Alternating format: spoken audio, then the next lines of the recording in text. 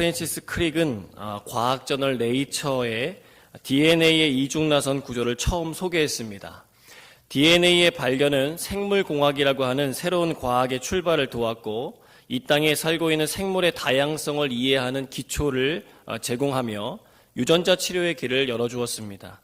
DNA 검사 방법으로 억울하게 범죄자로 몰려서 수검 생활을 하던 사람들이 풀려나기도 하고 잃어버렸던 친부모와 자녀가 만나게 되는 결정적인 단서가 되기도 했습니다. DNA는 아주 작은 물질인데 생명의 핵심을 담고 있는 저장 장치와도 같습니다. 처음 이것을 발견했던 제임스 왓슨은 하나님은 더 이상 필요 없다면서 종교에 대해 반박했습니다. 과학이 모든 것을 해낼 것처럼 의기양양했습니다. 그 후에 다른 과학자인 콜린즈는 다르게 해석하면서 말했습니다. 우리 인간은 몰랐지만 하나님은 이미 알고 계셨던 것을 발견한 것에 대해서 경외심을 느낀다. 이 모든 정보는 임의의 세계에서 우연에 의해 생길 수가 없고 오직 설계자의 작업일 수밖에 없다라고 말했습니다. 즉 DNA를 발견하고 그것을 조작하는 것은 가능한데 DNA 원형 자체를 아무것도 없는 상태에서 만들어낼 수는 없다는 것입니다. 우리가 지나가면서 보게 되는 커다란 나무들이 있습니다. 그 나무들의 시작은 사실은 아주 작은 씨앗 속에 담겨진 DNA가 점차 이렇게 성장한 것입니다. 지금 이곳에서 예배를 드리고 있는 저나 여러분 모두 다 자신만의 독창적인 DNA를 다 가지고 있습니다. 그렇다면 사람을 정말 사람 되게 하는 영혼에 대해서는 어떻습니까? 우리가 무엇으로 만들어졌는지, 그리고 각 개인의 독특한 정체성은 무엇인지, 또 우리의 어디에서 우리의 과거와 우리가 앞으로 나아가야 될 미래에 대한 것들을 발견할 수 있는 것입니까? 바로 하나님의 말씀입니다. 하나님의 말씀이 성경 안에 우리 믿는 자들의 영적인 DNA가 담겨 있습니다. 말씀의 씨앗은 우리의 눈에는 보이지 않지만 우리가 하나님의 말씀을 자꾸 듣고 또 읽고 묵상하며 삶에 적용하기 시작할 때 점차로 이렇게 자라나는 것을 보게 됩니다. 베드로전서 1장 23절에 보면 거듭난 것이 썩어질 씨로 된 것이 아니요 썩지 아니할 씨로 된 것이니 살아있고 항상 있는 하나님의 말씀으로 되었느니라. 즉 하나님의 말씀이 내 생명의 근원과 내 삶의 정체성 그리고 앞으로 내 삶의 방향도 품고 있는 썩지 아니할 씨라고 하는 것입니다. 오늘 우리가 읽은 본문 9절은 이렇게 시작합니다. 청년이 무엇으로 그의 행실을 깨끗하게 하리이까? 주의 말씀만 지킬 따름이니이다. 여기서 청년이라고 하는 히브리 단어는 나르라고 하는 단어인데 유년기에서 청년기까지를 포함하는 젊은이를 의미합니다. 작년 세대에 이어서 다음 세대를 짊어지고 가야 할 존재들입니다. 그러면 어떤 분들은 이야기하실 것입니다. 저는 청년이 아닌데요. 저는 해당 사항이 아닌 것 같습니다. 정말 그러합니까? 아닙니다. 청년은요, 상징성이 있습니다. 우리나라 국가대표 선수들을 보십시오. 대부분이 청년과 청소년들로 구성되어 있습니다. 그들은 우리나라를 대표합니다. 마찬가지입니다. 여기서 말하는 청년은 우리들을 대표하는 지칭이라고 이해하셔도 좋습니다. 저는 이 말씀을 묵상하면서 그냥 청년이라고 하는 이름 대신에 사람이라든가 아니면 인생이라고 하는 단어를 썼으면 어떨까 생각해 보았습니다. 그러나 그건 어디까지나 제 생각이고 하나님의 생각은 어떤 것일까 묵상하면서 보았습니다. 청년의 시기, 이 시기는요 좌충우돌하면서 인생을 배우는 시기입니다. 또 안정성보다는 도전하기를 좋아하는 시기입니다. 순종하기보다는 반항하기를 좋아하는 기질적인 특성이 있는 시기이기도 합니다. 교회 부모님들의 많은 상담 내용 가운데 단연 많은 것이 바로 이 시기에 자녀를 둔 자녀 문제입니다. 전에는 안 그랬는데 요즘은 말을 도통 듣지 않는다는 것입니다. 자기 주장이 많아지고 도대체 종잡을 수가 없다는 것입니다. 대부분의 자녀들에게 여기는 가도 되는데 저기는 가지 말라고 한번 말씀해 보십시오. 그럼 어떻게 될 것 같습니까? 가라는 데는 안 가고 가지 말라는 데는 가게 됩니다. 젊은이들만 그렇습니까?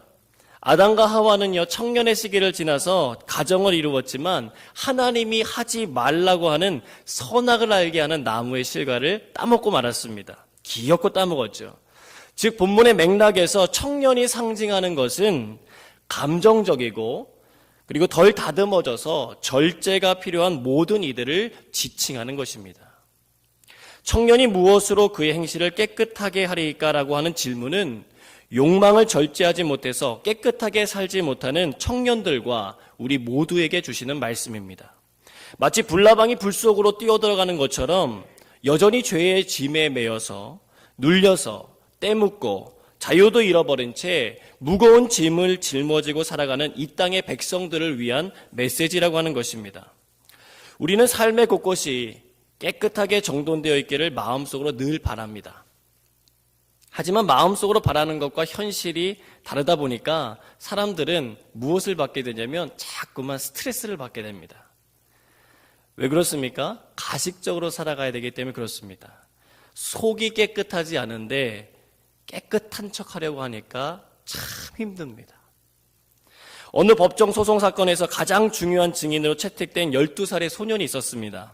변호사가 철저한 반대 신문을 펼쳤지만 그 소년의 결정적이고 명백한 증언을 바꾸어 놓거나 잘못을 지적할 수가 없었습니다.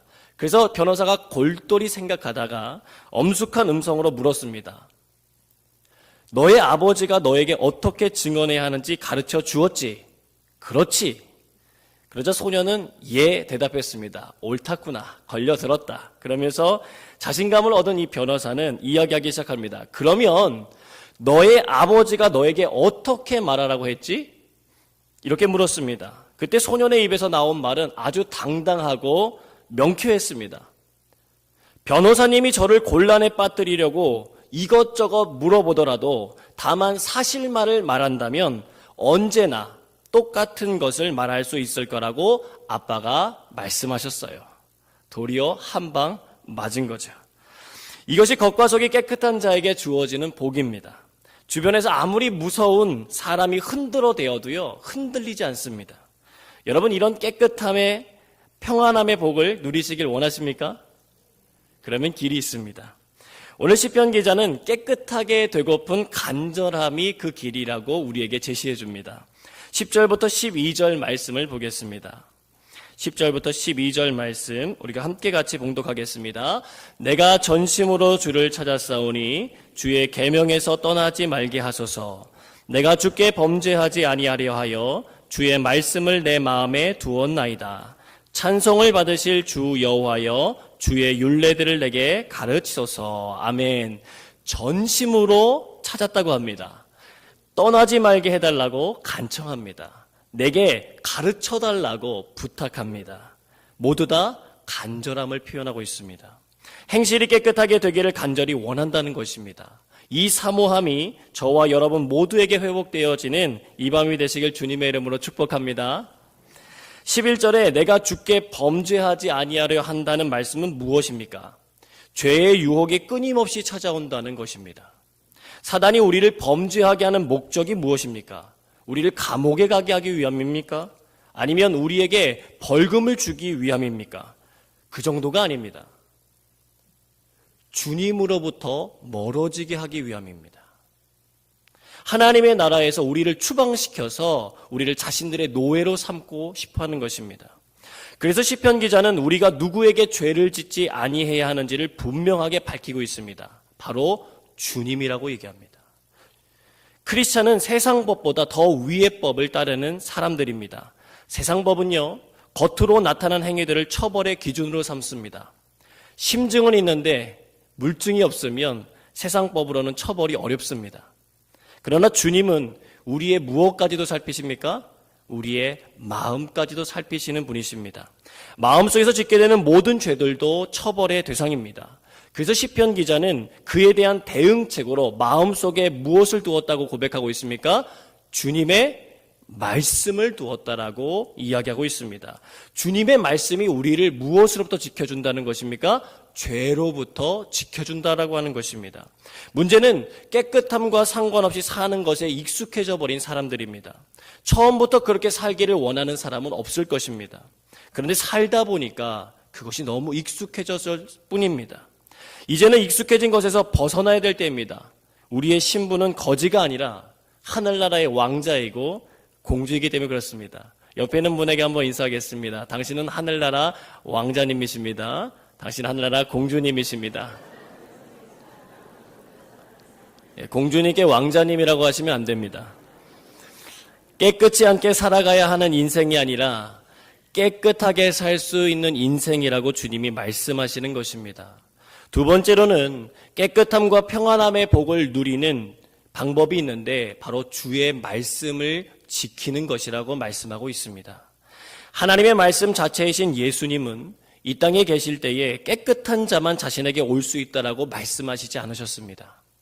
예수님은 오히려 수고하고 무거운 짐진 자들, 즉 때가 묻고 깨끗이 못하고 지쳐있는 영혼들을 자신에게로 부르셨던 것을 우리가 알 수 있습니다. 마태복음 11장 28절로 29절에 우리 주님이 말씀하십니다. 수고하고 무거운 짐진 자들아 다 내게로 오라. 내가 너희를 쉬게 하리라. 나는 마음이 온유하고 겸손하니 나의 멍에를 메고 내게 배우라. 아멘. 하나님의 모든 것을 받으신 분, 하나님을 아시는 분인 예수님께서 죄인들을 부르시는 음성입니다. 길이요 진리요 생명이 되셨던 주님의 부르심입니다. 그리고 그 죄에서 벗어나는 하나님의 방법을 말씀하십니다. 죄에서 벗어나 깨끗하게 되는 방법을 자신의 멍에를 매는 것이라고 우리에게 말씀해 주십니다. 그 멍에의 이름이 있는데 온유와 겸손입니다. 이 온유와 겸손이라는 멍에를 통해서 우리는 주의 말씀을 지키는 것이 무엇인지를 더욱 잘 이해하게 됩니다. 온유라고 하는 헬라어 단어는 야생마가 주인의 가장 부드러운 명령에도 순종하도록 길들여졌다라고 하는 뜻이 포함되어 있습니다. 우리가 주목할 것은요, 야생마가 길들여졌다고 하는 것이 소설 속에 등장하는 것처럼 갑자기 마법사가 나타나서 주문을 거니까 이 말이 모두 다 힘을 잃어버린 상태를 이야기하는 것이 아닙니다. 만약 그렇다라고 하면 힘을 잃어버리고 털썩 주저앉아서 아무것도 하지 못할 것이기 때문에 그렇습니다. 여기서 말하는 길들임이라고 하는 것은 힘을 빼앗는 것이 아니라 주인이 원하는 대로 힘의 방향이 조정된 것을 말합니다. 즉 온유한 그리스도인이란 자신의 의지보다는 하나님의 뜻을 더 우선하는 사람입니다. 마음에 심긴 말씀을 온유로 받아들인다라고 하는 것은 성경을 통해서 말씀하시는 하나님 앞에 무조건적으로 순종한다는 것입니다. 온유한 사람은 수줍어하는 사람이 아닙니다. 힘이 없는 사람도 아닙니다. 전에는 힘을 절제하지 못하고 내 멋대로 힘을 그냥 막 낭비하면서 살았다면 이제는 절제된 힘을 가지고 주인의 마음이 있는 곳을 향해 나아가는 것입니다. 그래서 온유하고 깨끗한 사람이 되면 세상에서 분리되어 교회에만 머물고 있는 사람이 되는 것이 아니라 오히려 세상 속으로 더 깊숙하게 들어가서 정말 외롭고 버림받고 길 잃은 자들을 헌신적으로 섬기고 도울 수 있게 된다는 것입니다. 예수님은 바리새파 사람들과 서기관들이 자신을 공격하기 위하여 구실을 찾아도 여전히 당당하게 세리들과 병든 자들에게 나아가서 죄인들에게 가서 그들의 연약한 부분들을 고쳐주시고 하나님 나라의 백성으로 살 것을 선언하셨던 것을 보게 됩니다. 요한복음 8장에 보면 예수님이 성전에서 백성들을 가르치고 있었습니다. 그때 서기관들과 바리새인들이 아주 의기양양하게 음행 중에 잡힌 여인을 끌고 와서 예수님을 시험합니다. 예수님은 자신을 위협하는 사람들 앞에 있으셨지만 평정심을 잃지 않으셨습니다. 무기력하게 계시지도 않으셨습니다. 말씀하셨습니다. 너희 중에 죄 없는 자가 먼저 돌로 쳐라. 이 말씀을 듣고 양심의 가책을 느낀 사람들이 하나씩 떠나갑니다. 그리고 나서 예수님이 이 여인에게 말씀합니다. 나도 너를 정죄하지 아니하노니 가서 다시는 죄를 범하지 마라. 이것이 온유함의 능력입니다. 내면이 하나님의 지혜로 가득 찹니다. 말씀의 능력이 문제의 핵심을 뚫어볼 수 있는 통찰력을 가져다 줍니다. 주저함도 없고요. 두려움도 없습니다. 세상을 변화시키는 사람이 됩니다. 하나님께서는 오늘도 우리들이 주의 말씀을 지킴으로 말미암아 행실을 깨끗게 할 뿐 아니라 세상을 변화시키고 싶어 하신다는 것입니다. 그리고 겸손입니다. 요한복음 1장 1절은 이렇게 시작합니다. 태초에 말씀이 계시니라. 이 말씀이 하나님과 함께 계셨으니 이 말씀은 곧 하나님이시니라. 우리가 지키고 따라야 할 말씀이신 하나님이 이 세상에 오시게 되었는데 그것을 빌립보서 2장 5절에서 8절에 이렇게 기록해주고 있습니다. 너희 안에 이 마음을 품으라. 곧 그리스도 예수의 마음이니 그는 근본 하나님의 본체시나 하나님과 동등됨을 취할 것으로 여기지 아니하시고 오히려 자기를 비워 종의 형체를 가지사 사람들과 같이 되셨고 사람의 모양으로 나타나사 자기를 낮추시고 죽기까지 복종하셨으니 곧 십자가에 죽으심이라. 이것이 주님이 보여주신 겸손이셨습니다. 이것이 하나님의 뜻이었고 겸손하셨던 주님은 이 일을 이루셨습니다. 말씀으로 깨끗해진 사람은 하나님의 뜻에 끝까지 복종합니다. 십자가의 죽음은 하나님의 확고한 뜻이었기 때문에 겟세마네 동산에서 주님은 하나님의 뜻 앞에 전적으로 무릎을 꿇었습니다. 온유함과 겸손함으로 십자가를 벗어버리라고 하는 내면의 소리를 이기셨습니다. 이 일이 너무나도 중요한 일이었기에 마태복음 26장에도 마가복음 14장에도 누가복음 22장에도 이 사건을 기록해주고 있습니다. 그중에서 누가복음 22장 42절 말씀을 보면 이렇습니다. 아버지여, 만일 아버지의 뜻이거든 이 잔을 내게서 옮기시옵소서. 그러나 내 원대로 마옵시고 아버지의 원대로 되기를 원하나이다. 이것이 우리에게 소망이며 은혜입니다. 예수님도 하나님의 말씀을 지키기 위해 시험을 받으셨고 이기셨다는 거예요. 우리에게도 깨끗이 못한 삶을 살게 하려는 내면의 소리들이 끊임없이 다가옵니다. 그러나 내 원대로 마옵시고 아버지의 원대로 되기를 원하나이다라고 하는 겸손함이 있으면 우리는 어떻게 될 수 있습니까? 깨끗하게 될 수 있다는 것입니다. 그것이 주의 말씀을 지키는 것입니다. 육체적 소욕이 다시 내 인생 가운데 찾아오지 않는 것이 아니라 찾아온 육체적 소욕을 물리칠 수 있는 힘을 얻게 되는 것이 바로 주의 말씀을 가지는 것이고 그것이 바로 나의 인생을 깨끗게 하는 것이라고 주님이 말씀하고 계시다는 것입니다. 우리가 깨끗하게 되기를 원하시는 주님의 기도를 한번 여러분 들어보시기 바랍니다. 요한복음 17장 13절로 17절에 우리 주님이 하나님께 이렇게 기도하십니다. 지금 내가 아버지께로 가오니 내가 세상에서 이 말을 하옵는 것은 그들로 내 기쁨을 그들 안에 충만히 가지게 하려 함이니이다. 내가 아버지의 말씀을 그들에게 주었사오매 세상이 그들을 미워하였사오니 이는 내가 세상에 속하지 아니함 같이 그들도 세상에 속하지 아니함으로 인함이니이다. 내가 비옵는 것은 그들을 세상에서 데려가시기를 위함이 아니요 다만 악에 빠지지 않게 보존하시기를 위함이니이다. 내가 세상에 속하지 아니함 같이 그들도 세상에 속하지 아니하여 사옵나이다. 그들을 진리로 거룩하게 하옵소서. 아버지의 말씀은 진리이니이다. 아멘. 이 말씀을 통해 우리가 알 수 있는 것은 우리의 깨끗함이란 우리를 더럽게 하는 것들로부터 도피를 의미하는 것이 아니라는 것입니다. 오히려 더럽게 하는 것들 가운데서 더럽힘을 당하지 않고 보존되는 것입니다.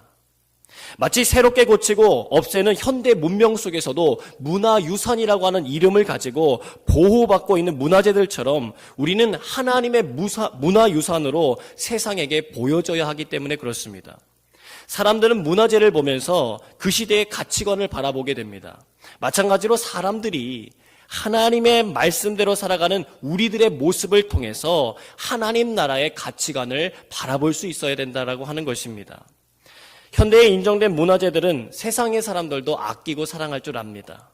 하지만 하나님의 문화유산인 우리들은 조금 다릅니다. 어떻게 다르냐? 예수님의 기도에서 볼 수 있는 것처럼 주님이 주신 아버지 하나님의 말씀이 우리 안에 있기 때문에 세상이 우리를 싫어할 수 있다는 것입니다. 왜 그렇습니까? 우리는 이 세상에 속한 사람이 아니기 때문에 그렇습니다. 하나님께 속한 사람이기 때문에 그렇습니다. 그러나 염려하지 마십시오. 우리가 깨끗지 않은 곳에서도 깨끗함을 유지할 수 있는 비결이 있습니다. 우리를 향해서 압박하는 사단의 소리들로부터 우리 자신을 보존할 수 있는 방법이 있습니다. 바로 진리로 거룩하여지는 것입니다. 아버지의 말씀이 진리라고 했으니 곧 아버지 하나님의 말씀 안에 거하는 삶입니다. 기차는요, 레일리를 달립니다. 기차는 레일을 제한된 범주로 생각하지 않습니다. 철로 바깥으로 나가면 그것을 탈선이라고 합니다. 비행기도 마찬가지입니다. 비행기는요, 항로를 굴레로 여기지 않습니다. 아무데나 날아다니면 항로 이탈이 되고 충돌이 일어나게 됩니다. 여러분, 지뢰밭이 있습니다. 지뢰밭에도요, 안전한 길이 있다고 합니다. 그 길로 가면 안전합니다. 그런데 사단은 우리 앞에 지뢰밭을 이렇게 펼쳐놓고는 우리에게 뭐라고 말하는 줄 아십니까? 이제 자유다. 네 맘대로 뛰어가라고 얘기합니다. 그것은 무엇입니까? 죽음을 의미합니다. 길을 벗어나는 것이 멋지다고 속삭입니다. 하나님의 말씀이 우리에게 짐이 된다고 속삭입니다. 그러나 여러분, 속지 마시기를 바랍니다. 우리를 창조하신 하나님은 우리의 인생이 가야 될 길들을 말씀으로 깔아놓으셨습니다. 그리고 그 길을 따라 움직여 갈 때 우리는 가장 안정적으로 목표를 향해 나아갈 수 있습니다. 우리 자신을 잘 보존할 수 있게 된다고 하는 것입니다. 깨끗하게 되는 것입니다. 우리를 사랑하셔서 이미 그분은 우리 인생의 레일을 모두 설치 완료해 놓으셨습니다. 은혜입니다. 이제 남은 것은 겸손하고 온유하게 그분의 말씀을 지키며 사는 것입니다. 세 번째로는 깨끗함과 평안함의 복을 누리는 방법의 마지막은 주의 말씀을 즐거워하는 것입니다. 어미 생쥐가 아기 생쥐를 데리고 길을 가는데 갑자기 고양이를 만났습니다. 영락없이 둘 다 잡혀먹일 판이었는데 갑자기 어미 생쥐가 순간적으로 멍멍멍 하고 짖었습니다. 고양이가 볼 때 그 모습이 하도 어이가 없어서 그냥 갔습니다. 새끼 생쥐가 어미에게 묻습니다. 엄마, 왜 멍멍멍 하셨어요? 그랬더니 어미 생쥐는 아주 의기양양하게 대답했습니다. 요즘은 2개 국어 정도는 해야 돼. 여러분, 적어도 우리는 2개 국어를 해야 합니다. 한국어와 영어를 말하는 것이 아닙니다. 이 땅의 말과 하나님의 말을 가지고 계셔야 됩니다. 아까 고양이는 2개 국어를 하는 생쥐를 보면서 어이없게 지나쳐 갔지만 우리의 대적 사단은 우리가 하나님의 말씀을 외치는 순간 한 길로 왔다가 7길로 도망가는 역사가 있습니다. 이런 능력이 우리에게서 나가기를 원합니다. 여러분, 우리가 하나님의 말을 잘 하려면 어떻게 해야 합니까? 성경은 우리에게 주의 말씀을 즐거워하라고 말합니다. 운동선수들이 말합니다. 실력이 좋은 선수 이기는 것은 노력하는 사람이다. 아무리 실력이 좋아도 노력하지 않으면 진다는 것입니다. 그런데 노력하는 사람을 이기는 것이 있는데 그것은 운동을 즐기는 사람이라고 하는 것입니다. 마찬가지입니다. 하나님의 말씀의 능력을 누가 더 잘 갖출 수 있습니까? 즐겁게 임하는 사람입니다. 16절입니다. 주의 율례들을 즐거워하며 주의 말씀을 잊지 아니하리이다. 14절입니다. 내가 모든 재물을 즐거워함 같이 주의 증거들의 도를 즐거워하였나이다. 여기서 재물을 즐거워함 같이라고 하는 단어는요, 재물과 말씀이 비슷하다는 의미가 아닙니다. 재물을 즐거워하는 것보다 주의 말씀을 즐거워했다는 의미에 가까운 단어입니다. 사람에게 재물이 얼마나 큰 기쁨을 가져다 줍니까? 어떤 이들은 재물을 얻기 위해 목숨도 아끼지 않습니다. 시간도 아끼지 않습니다. 가져도 또 가지고 싶은 것이 재물입니다. 그런데 시편 기자는 오늘 그 마음보다 말씀이 더 즐겁다는 것입니다. 저와 여러분 모두에게 이 복이 임해지기를 주님의 이름으로 축복합니다. 이 일을 위해 기도하시기를 바랍니다. 주님의 말씀이 즐거워지게 하옵소서. 즐거워지면 기적이 일어납니다. 송기론 목사님의 행복퐁당이라고 하는 책에 보니까 이런 말이 있었습니다. 나의 소원을 하나님이 들어주시는 일을 일러서 기적이라고 우리가 표현한다. 하지만 진정한 기적은 하나님의 소원을 인간이 들어주는 것을 기적이라고 해야 옳다. 왜냐? 그분이 나의 소원을 들어주는 것은 쉽다. 오히려 내가 그분의 소원대로 사는 것이 정말 어려운 일이다. 어렵고 어려운 일이 해결된 것을 기적이라고 한다면 진정한 기적은 그분에게가 아니라 내게 있어야 한다. 기적의 주인공으로 살아보자. 하나님의 말씀이 즐거워지는 일, 이거 누가 더 원하는 일이겠습니까? 접니까? 하나님입니까? 여러분입니까? 하나님입니까? 하나님이 더 원하신다는 거예요. 하나님이 더 원하시는 일입니다. 그러기 때문에 기도해야 합니다. 기도하면 기적이 일어나기 때문입니다. 여러분, 기적의 주인공들이 되시길 주님의 이름으로 축복합니다. 그렇다면 즐겁게 해야 할 일이 있다라고 성경은 말합니다. 운동선수들도 그리고 어학선생님들도 공통적으로 외치는 말이 있습니다. 반복하라는 것입니다. 끊임없이 꾸준하게 반복하는 일만이 운동 실력과 어학 실력을 높일 수 있는 왕도라고 이야기해 줍니다. 오늘 시편 기자는 그것을 이미 잘 알고 있었습니다. 13절 말씀입니다. 같이 한번 읽어보겠습니다. 주의 입의 모든 규례들을 나의 입술로 선포하였으며. 아멘. 여기 입술로 선포했다고 하는데 원어를 찾아보니까 선포했다라고 하는 이 단어는 반복되어지다라고 하는 뜻의 단어입니다. 즉 입술로 반복하였으며라고 하는 뜻이라는 것입니다. 15절 말씀도 같이 봉독해 보겠습니다. 내가 주의 법도들을 작은 소리로 읊조리며 주의 길들에 주의하여. 아멘. 작은 소리로 읊조린다는 말은 작은 소리로 뜻을 새기면서 외우는 것을 이야기하는 것입니다. 여러분, 주님의 말씀을 반복적으로 입에 두시기를 바랍니다. 잠언 14장 3절에 보니까 미련한 자는 교만하여 입으로 매를 자청하고 지혜로운 자는 입술로 스스로 보존하느니라. 잠언 20장 15절에 보니까 세상에 금도 있고 진주도 많거니와 지혜로운 입술이 더욱 귀한 보배니라 이렇게 말씀합니다. 지혜와 지식의 보화가 되시는 주님의 말씀을 입에 두시기를 바랍니다. 보배롭고 존귀한 사람이 되실 것입니다. 말 한마디로 천냥빚을 갚는다는 말이 있습니다. 입술에 하나님의 말씀을 두면 놀라운 일이 생깁니다. 하나님의 말씀은 살아있고 생명력이 있기 때문에 그 입술을 머금는 자에게 생명의 능력이 솟아나기 시작합니다. 그 입술의 소리를 듣는 자들에게도 동일한 능력이 나타나기 시작합니다. 나도 깨끗해지고 남도 깨끗해지는 복이 바로 내 입술에 무엇을? 하나님의 말씀을 두는 것입니다. 여러분이 축복의 통로가 되기를 원한다면 하나님의 말씀을 지속적이고 반복적으로 여러분의 마음뿐 아니라 입술에도 두시기를 바랍니다. 주님의 말씀을 묵상하라는 것입니다.